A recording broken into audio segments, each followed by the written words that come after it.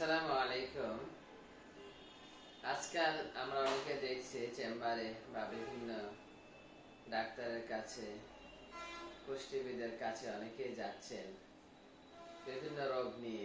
অল্প বয়সে দেখা যাচ্ছে একজন মহিলা বা পুরুষ মানুষ, বিশেষ করে মহিলারা 25-30 বছর বয়স হয়ে গেলে বা 40 হয়ে গেলে অতিরিক্ত ওজনের কারণে তারা বিভিন্ন সমস্যায় ভুগছেন।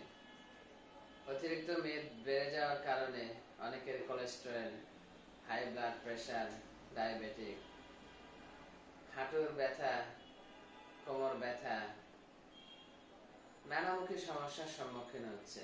আসলে এটার পেছনে মূল কারণ হলো আমাদের খাদ্য অভ্যাস। আমাদের খাদ্য অভ্যাসকে চেঞ্জ করতে হবে, আমাদের লাইফ স্টাইলকে চেঞ্জ করতে হবে। তাহলে আপনি ডাক্তার থেকে বাঁচতে পারবেন, অনেক রকমের ঔষধ থেকে আপনি বাঁচতে পারবেন, সুস্থ স্বাভাবিক জীবন যাপন করতে পারবেন। এজন্য আমি কিছু খাদ্য অভ্যাস আপনাদের বলে দেব। পরিমিত পরিমাণ খাবার খাবেন,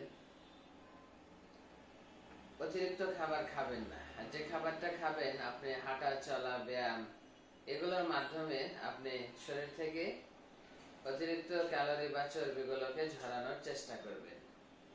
ক্যালোরি কখনো জমিয়ে রাখবেন না, এগুলো আস্তে আস্তে জমা হতে হতে শরীরকে নষ্ট করে দেয়।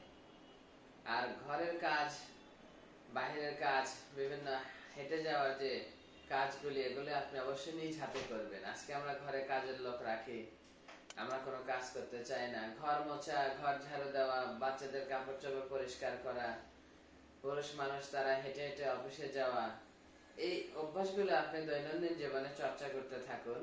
আরো বিস্তারিত আমি আপনাদের সাথে আলোচনা করব, সাথেই থাকবেন। আসসালামু আলাইকুম।